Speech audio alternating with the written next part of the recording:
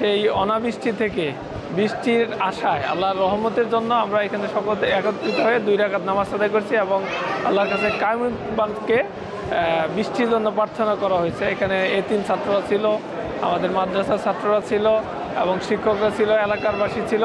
আমরা সবাই একত্রে আল্লাহর কাছে রহমতের বৃষ্টি কামনা করেছি। গত 5-6 বছর 10 বছরের ধরে এত গরম আমাদের এই পৃথিবীতে ছিল না, বা আমাদের দেশে এত গরম ছিল না।